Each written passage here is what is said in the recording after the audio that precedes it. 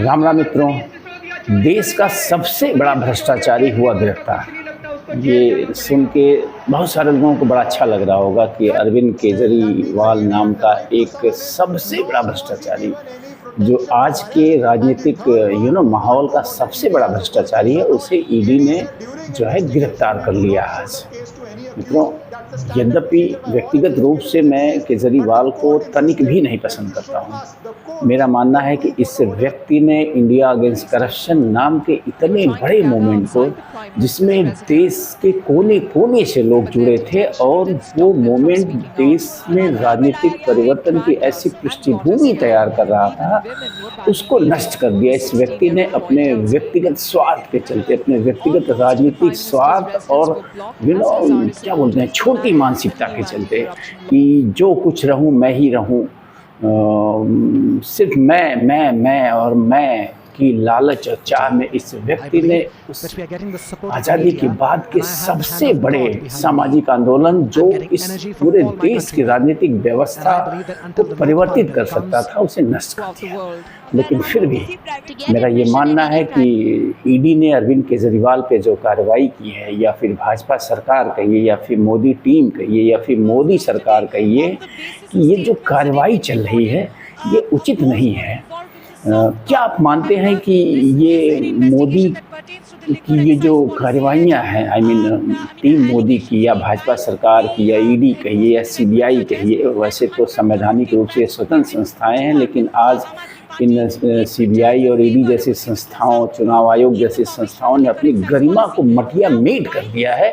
और आज यह कहने में तनिक भी संकोच नहीं है कि ये टीम मोदी के ही हिस्सा है। ये संवैधानिक रूप से जो इनको स्वतंत्रता दी गई थी, उस स्वतंत्रता की कुछ चंद लालची अधिकारियों ने, मैं कहूँगा लालची ही होंगे, तलवा चाट किस्म के अधिकारी ही होंगे, जो बार बार जो है चुनाव आयोग में आ जा रहे हैं, ईडी में अधिकारी बन के बैठे हुए हैं, या सीबीआई में अधिकारी बन के बैठे हुए हैं।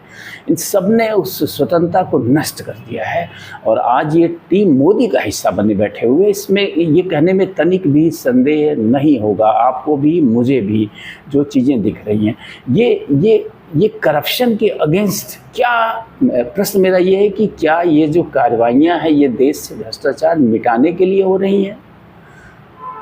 क्या आपको लगता है? या फिर देश से विपक्ष को मिटाने के लिए हो रही हैं, या देश से उन लोगों को, उन शक्तियों को जो सत्ताधारी दल का विरोध करती हैं, टीम मोदी का विरोध करती हैं, उन्हें मिटाने के लिए कार्रवाइयाँ हो रही हैं? अगर ये कार्रवाई सच में भ्रष्टाचार को मिटाने के लिए होती तो दो चीज़ें ज़रूर होती। पहली चीज़ ये कि जो सत्ता में बैठे हुए भ्रष्टाचारी हैं, मैं बहुत लोगों का नाम नहीं लूँगा, अनेकों हैं।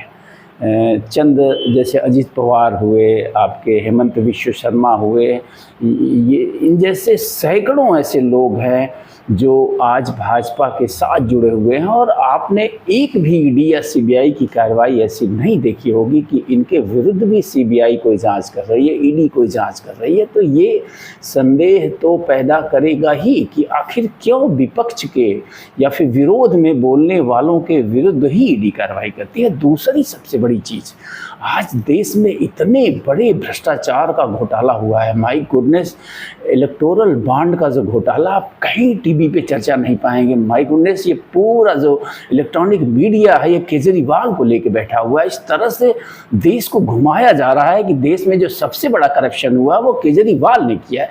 ठीक है, हम मानते हैं कि कुछ 100 करोड़ का चंदा लिया होगा केजरीवाल ने शराब नीति के नाम पे, लेकिन माय गुडनेस, आप जो कार्रवाई करने वाले लोग हैं, जो सरकार में बैठे लोग हैं, उनके खिलाफ तो हजारों हजार करोड़ का चंदा उजागर हुआ है सबूत के साथ, इलेक्टोरल बॉन्ड के रूप में। और आप जो है साबित करना चाहते हैं कि अरविंद केजरीवाल, मनीष सिसोदिया, संजय सिंह ये देश के सबसे बड़े भ्रष्टाचारी हैं। अरे माय गुडनेस, शर्म आनी चाहिए देश की जनता को, उसकी सोच को, उसके तरीके को, चीज़ों को समझने के, इंटरप्रेट करने के। ये मतलब चल क्या रहा है देश में, कितने गुलाम अंधभक्त हो चुके हैं हम लोग। मतलब कितनी संकुचित मानसिकता हो गई है हमारी कि इतने बड़े भ्रष्टाचार जिस पे आज टीवी में जगह जगह चर्चा होनी चाहिए। आज ईडी और सीबीआई के पास समय नहीं होना चाहिए इतने बड़े भ्रष्टाचार के खुलासे के बाद कि वो किस पे कार्रवाई करे, कहाँ कहाँ छापे मारे कि वो कंपनियां जिनकी कमाई मात्र कुछ करोड़ है उन्होंने 100-100, 500-500 करोड़ का चंदा क्यों दिया, या फिर चंदा देने के तुरंत बाद जो है जिन कंपनियों को टेंडर मिले हैं सरकारी वो कैसे मिले हैं।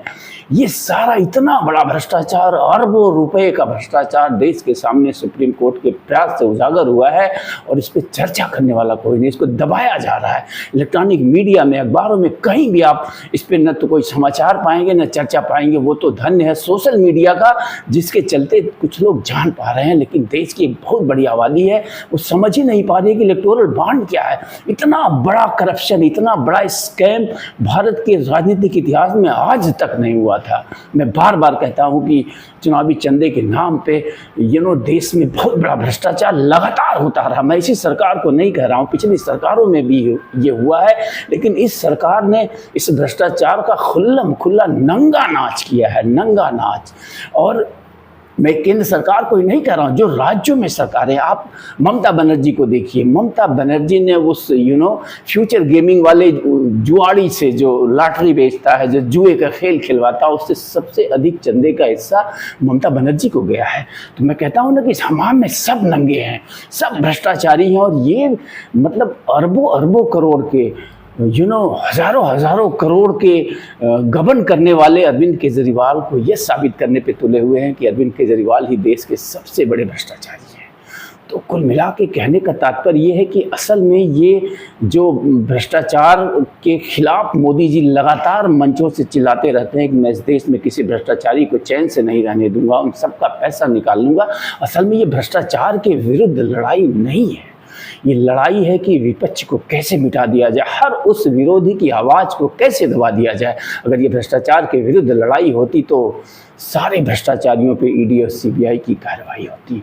और आज इलेक्टोरल बॉन्ड का राज उजागर होने के बाद तो मैं कह रहा हूँ ना कि ईडी सीबीआई के पास वक्त नहीं रहता कि कितने मुकदमे लिखे, किस पे लिखे, और इन भ्रष्टाचारियों को खोज खोज के पकड़ती, इनके ऊपर मुकदमे दायर करती, न कि अरविंद केजरीवाल के पीछे पड़ी रहती। ठीक है, अरविंद केजरीवाल भी बड़े साधु आदमी नहीं है, निश्चित रूप से उन्होंने लगातार जो है ईडी की कार्रवाई से बचने के लिए उसके समन को अवॉइड किया है, और अंततः जो है अपने ही जाल को जो बुनते गए हैं उसमें जाके फंस गए हैं वो। तो कुल मिला के मेरा कहने का मतलब ये है कि फिर मैं कहूँगा वही कि जागिए जागिए जागिए जागिए, अन्यथा ये नेता, सारे नेता, ये सब हमाम में जो है ना, ये राजनीति के हमाम में जो जितने हैं ना, सब नंगे हैं, सब भ्रष्टाचारी हैं।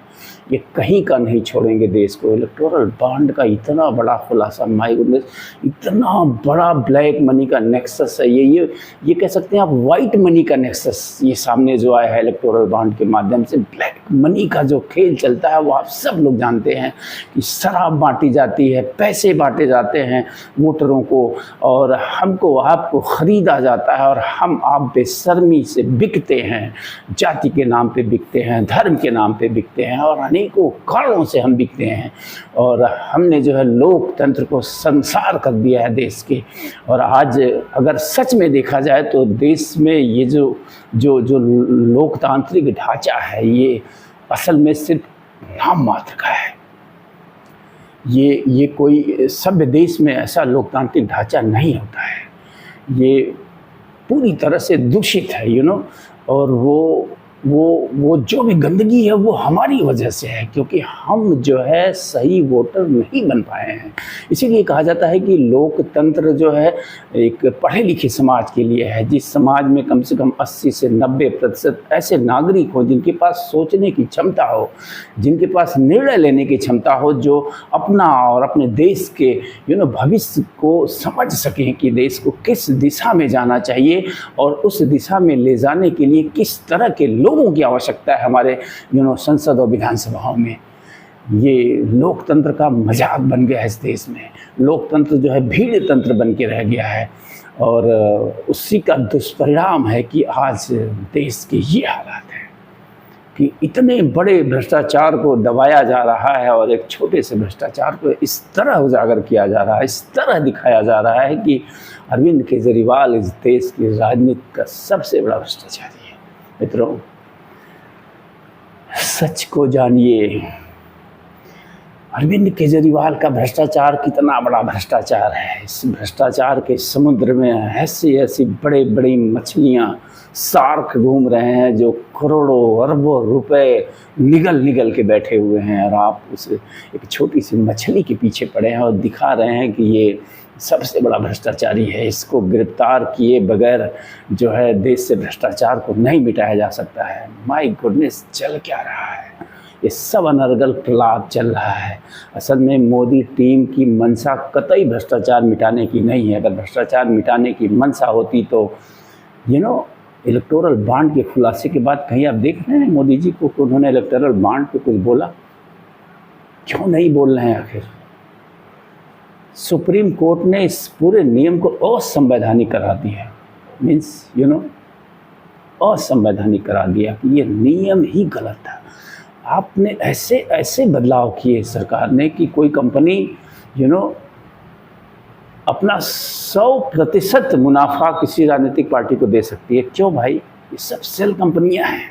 असल में इनको पीछे से फंड करने वाले बड़े बड़े व्यवसायी हैं, जिन्होंने सेल कंपनियों के माध्यम से, जिनकी कमाई ज़ीरो है, उनके माध्यम से 500 करोड़, हजार करोड़ का इलेक्टोरल बॉन्ड खरीदा है, घूस दिया है, उसके बदले में बड़े बड़े टेंडर पाए हैं लोगों ने।